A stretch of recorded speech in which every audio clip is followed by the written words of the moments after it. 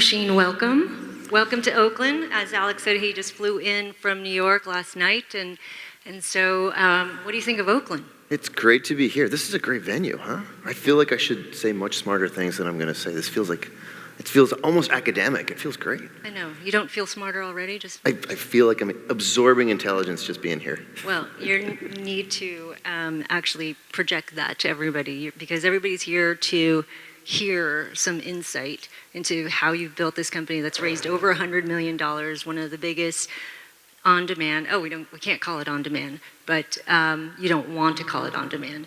But it is a flexible economy, sharing economy, zero waste economy service that you've created called Handy. How many people know Handy here? It's relatively new. They're relatively new, but they've been growing fast. That's why we have Oisin here. So why don't you just fill everybody in on what your company does? Sure. So we started Handy 4 years ago with the view that the way people buy services is broken. So you think about every service you need inside your home, from home cleaners to handymen, plumbers, electricians, and it's such a broken buying experience. You go online, or you go and you look for ratings and reviews, or you go and you ask neighbors or friends or colleagues, hey, could you recommend a cleaner? And then you got to figure out, is the person going to do a good job? You got to negotiate the price and the scope of the work with them.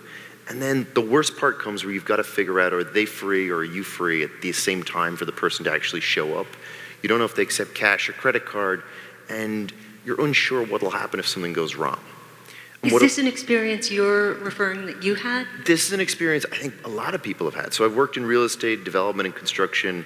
I've lived in lots of different places, and every time you go somewhere and you live somewhere, and you've got to build up this network. You've got to figure out how you can actually get somebody to do something inside your home. And I think what a lot of people don't realize or don't think about is that there's somebody on the other side of that transaction. There's a great cleaner or a great handyman going through the same thing but in reverse. So they're trying to figure out, should I advertise? Should I buy leads? Should I trust these inbound phone calls? And if you're a cleaner and you're typically a one-person operation, you're trying to do this while you're also doing cleaning work. So you're texting new clients, you're trying to respond, you don't know if you show up, if you'll actually get paid. And what we wanted to do is fix that. So today you can go to handy.com or you can go to the Handy mobile app, you put in a zip code, you pick a time and date, you say, I need a cleaner tomorrow at 9 a.m. in Oakland. We'll instantly confirm price and availability. 30 minutes before the booking, you can watch the cleaner show up the same way you watch an Uber driver arrive or a Lyft driver arrive. And after the job is done, you can rate the person, request to have them back again and again and again. Okay. Well, you brought up sort of this on-demand for a Lyft driver, Uber driver. You even talked about Hotel Tonight when we talked earlier. But for a cleaner, do people really need a cleaner like the next day? I mean, what percentage of the requests are for cleaners within 24 hours? So I think we've called this thing the on-demand economy. We've called it the convenience economy, the gig economy. I don't think that actually describes what's going on here. So for Uber or Lyft, it's truly on demand. You press a button, the person actually shows up. Even then, that doesn't actually describe both sides of the transaction. So I think most things in the world are named from the majority's perspective. So we look at something from our own point of view and we say, look, that's on demand. What we're forgetting is that there are hundreds of thousands of people on the other side of these transactions who are doing this for a different reason. They're not doing it so much so that or because it's on demand, they're doing it because it's flexible. So people are working in this part of the economy because it gives them immense flexibility. They never set their hours, they never set availability, they never set calendars or schedules. They simply dip into this part of the economy to earn income, and it's giving people flexibility that they never had before. Sure, I agree with that. But your differentiation between, say, Thumbtack or TaskRabbit, because, well, Thumbtack was one of our winners from many years ago, so one of my favorite companies. And when you go on to Thumbtack and you ask for a cleaner, you ask for a mover, or you ask for a handyman, you can select who you want to come into your house to do these services for you. And there's and that's a nice feature, because then you can select, and it's not on demand. You don't need them in 24 hours. You can wait a couple days, you can wait a day. So what is the so the differentiation for you is that you can do this automatically. You don't have to filter through all these people. But don't some people want to do that? Do you remember the first service you ever bought online? Does anyone remember the first service they bought online? No one's going to shout anything out in here. It's too big. Do you remember? Altjoy? No, he said it. Oh. It was probably travel. You probably bought travel services online. You probably bought a flight. Services, so not goods. The services, goods. You're probably right. It's probably a book or something like that. Yeah, travel. But services, it was probably travel. And you didn't buy directly from the airline or the hotel site. You bought through an aggregator. But really, when you were buying on Travelocity or Orbitz or wherever you were buying, you were actually buying the original brand. You were buying American Airlines or the Holiday Inn or the Four Seasons or Hilton or whatever the end brand was. Today, when you buy a service on Uber or Lyft or Handy, you're actually buying the platform brand. And that's because these platforms have stepped up. They've reversed into the actual delivery of the service, and they've said, look, we're going to try and standardize the delivery as much as possible and allow people to buy a platform brand. So by standardizing what goes on, by making it so much easier for people to go and book instantly, and it's not about having the service happen now, it's about taking pain, taking inconvenience out of the booking experience itself, so that it will be delivered at a later date. No, that definitely makes sense. We're just used to it now, right? We've gotten used to this being able to make your own selection. But I will say that you said that you had 1.3 million handymen or professionals apply, and you've only selected 50,000. So you really are trying to create a brand of quality so people can trust Handy, and you can just find a cleaner, and it doesn't really matter, or handyman. How many professionals do you have on your platform now? So we've had over 1.3 million people apply to join Handy, as you said, as cleaners, as handymen, as plumbers. We've activated about 50,000 of them. And over the last 4 years, we've served well over 500,000 customers with over 2 million bookings. So you're seeing people come to the site, you're seeing them find a cleaner or a handyman and book again and again and again and again and again. And I think for us, this is less about cleaning. So cleaning is about 80% of our business today. But it's not about building an enormous cleaning platform. It's about figuring out how we can deliver every service to every home so that we can change how people think about their homes. So your home kind of hangs on you. It's almost this liability that you've got to manage. You know that you've got to get your gutters cleaned, you got to get the lawn mowed, there's an outlet in the house that's not quite doing what you want it to do, one of the light switches doesn't work. So it kind of hangs on you as this liability that you need to manage. And we want to change that. We want to make it so that your home is this luxury that you can enjoy, as opposed to a liability that you got to think about managing. And cleaning is really important because it recurs. So it allows us to go into your home on a regular basis, build brand, build trust, build credibility. We've got hundreds of thousands of people on cleaning subscriptions, and it's only now that we're starting to think about how do we go past cleaning, how do we go into other service categories and really start to build a platform that takes care of your home magically.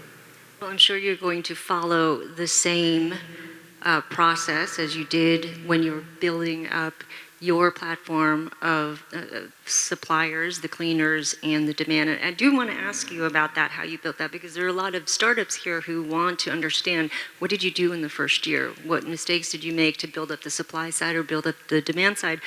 But just back to wanting to expand this empire of professionals to plumbers, movers, there's Thumbtack, as I mentioned, and not to bring up all the competitors, but these service providers don't have a lot of money to advertise, right? So they're going to choose different platforms to work with. And, getting those supplies, you can't ask a plumber to advertise on TaskRabbit on your site unless everybody's just getting paid per performance. I mean, are you trying to aggregate all of these professionals, and I guess why would they use your service over, say, like a thumbtack or a So TaskRabbit? I think these things are dense marketplaces. So what that means is you go to Handy as a customer and you create a booking. So customers drive bookings, bookings drive pros to the platform, pros drive availability, which comes all the way back around and drives customers and bookings. So these platforms are based on density. And when you go to Handy and you do a search and you say, I need a cleaner tomorrow morning or Saturday morning at 8 a.m., if we have availability, you'll convert at an incredibly high rate. You'll make the booking. And there's no back and forth, there's no lead gen, there's no friction in that process. If we don't have availability, you won't make the booking. If we say, sorry, Bambi, we can't do Saturday at 8, we can only do Saturday at 2 p.m., you say, no, I don't want that. I'm going to go somewhere else and figure this out. The same thing happens on the pro side. So the pros come to the platform, they're onboarded, they go through a very rigorous background check and vetting process. If they have work at the time that they want to work, they'll stay on the platform. So these things become dense marketplaces where Handy's doing 4 to 5 times more cleaning services than anybody else in the cities that we're in. And that creates this defensibility where pros who want work at a certain time in a certain location need to be on the platform with the most density. The same way that customers who want bookings at a certain time stay on the platform with the most density. And I think we've been very fortunate to make sure that over the last 4 years, we've really focused on winning particular cities. So we didn't blow out into dozens of different countries. We said, look, let's stay really, really focused on the cities that we're in and make sure that we deliver the best experience to customers and the best experience to pros in the cities that we're in. And I think there's this whole drive to build bigger platforms and bigger businesses. I think obviously that's capitalism to a degree, but there are certain platforms that become better as they become bigger and more dense, and certain platforms just become bigger. And I think marketplaces, particularly ones with this density flywheel, actually become better for users as they become bigger. And for the pros on it, I guess the supply side. So I do want to mention that we will open this up for questions. There's mics back there, and I believe the MC, Alex, can see if anyone's standing there, and he will wave his arm to me so I can make sure to choose someone up there. But so you do want to keep these suppliers. You want to keep the professionals on your platform. I know a number of cleaners who make a living cleaning. And they would look at your platform, if you want to get them on your platform, as somebody who is a regular user and regular professional. They could be working, don't you want them working 40, 50, 60 hours a week on your platform? I think it's all unique to that individual. So there are very few numbers that haven't changed in Handy's history. So over the last 4 years, conversion rates go up and down, growth rates go up and down, retention rates move around, satisfaction rates move around. But the aggregate percentage of people working a certain number of hours hasn't changed, except for London. London is a little bit of a unique situation. We think it's a cultural thing. What is that? Would they work more or work less? It's actually more split. So some people work a little more and some people work a little less. But in the US and Canada, we've seen this trend where 80% of people on Handy work 20 hours a week or less. 50% of people on Handy work 10 hours a week or less. And I think you've seen Uber and Lyft recently publish data and publish papers and talk about this, that it's actually the norm in this part of the economy. In the flexible economy where you've got people dipping in and out of work, where they're doing this between jobs or they're doing this for incremental or supplemental income, we've seen this data be incredibly consistent across cities. Through time, you see 50% of people working 10 hours a week or less, 80% working 20 hours a week or less. And of course, you're right, there are outliers. There are people who want to do this full time. There are people who are choosing to work on these platforms, far more than that. But that's the vast, vast majority of people you're seeing use this as incremental or supplemental income while they're doing something else. And there's probably a demographic issue here where 80% of our business is cleaning, and of that, 90% of the people doing cleaning are women. And typically, when we've done surveys, we've done focus groups, and they're the primary caregiver in the home that they're in. And they're either a single caregiver or a primary caregiver, and they're doing this for incremental or supplemental income while they're taking care of children, while they're taking care of either a parent or somebody else who's sick. And they're using this as that this lever that they can use flexibly to slot work around commitments that are more important to them, to slot work around family. What about for those who clean for a living, or those who paint for a living, or those who are plumbers for a living and they start using your platform? If they start working 40 hours a week, do you, and this is, you obviously, it's a very controversial issue, but do they then become, do you believe that they should become employees, or will you limit the number of hours they can work? So you've mentioned 4 different categories there: cleaners, plumbers, electrician, handyman. All those are very unique. So you take painters. Painters have 2 categories of jobs. They have large jobs that take 4 or 5 days, up to 2 or 3 weeks, where they're in a home for a very long period of time because they're painting the entire home, or they're doing lots and lots of work. Or there are these jobs that slot into very small days, where it's half a day, or it's a touch-up job, or it's just a very small job. And the same is true when you dig in and you understand what's going on in the different categories. It's pretty nuanced. But just to go back to cleaning and talk about cleaning, where you're asking, what happens if people are working a lot of hours? I think it's the same problem you've got in the regular economy. It's the same problem you've got everywhere else, where, of course, everybody should have access to benefits, and everyone should have access to training and education. And there's this challenge right now in this part of the economy where, if you are to move from a 1099 world and say, okay, well, we want to give people access to these things, you trigger a problem that will take away flexibility, and you trigger a conversion over to W-2. And that's a challenge for us. And you're seeing, obviously, a litigation in this area. You're seeing the Uber and Lyft cases. And I don't think anyone's really winning here. So you're definitely not seeing Uber or Lyft drivers win using using litigation. The answer is legislation. We've got to figure out a third way. And I think we've been very forward on this. We've leaned forward, and we signed the letter that called for portable benefits. We've been working very closely with Senator Warner to really figure out what's the best way for people to have access to benefits and have access to the flexibility that they want in this new way of work. So there would be a third party providing portable benefits. I think a third party providing portable benefits, and of course there's a question around contribution, and we've been very forward to say, look, that's something we're open to. We're open to having a conversation to say, what does it look like if Handy was to provide some percentage to contribute to giving people access to benefits, access to education, access to training? We want people to stay on this platform. We want to build a brand that helps consumers have access to services. We want to build a brand that gives our wonderful pros access to work, but allows them to do it flexibly, while in an ideal world, they also have access to education, benefits, and training. Well, let's go back, because again, I like to talk, and I like to make this relevant to the many startups here who, for whom the first year or second year is always the hardest. So there's many out here who are trying to aggregate some supply or some demand, whether it's boats, whether it's dishes. Some of our startups over there, Dishes. whether you even share, not dishes. Yeah, well, it's a dish app. Giving you a shout out. What's it called? Well, that's not really part of the sharing economy. Well, they're sharing photos anyway. But in the sharing economy, you're seeing a number of companies that are trying to figure out, what is an idle asset, what's an idle worker, and how do we build a business around that? And so yours. But the challenge is trying to get obviously the supply side. For you, it's cleaners. I mean, cleaners do not typically advertise. So firstly, how did you find your initial cleaners? What did you do to get that initial? Because I would imagine you'd have to get cleaners first before you get the actual demand.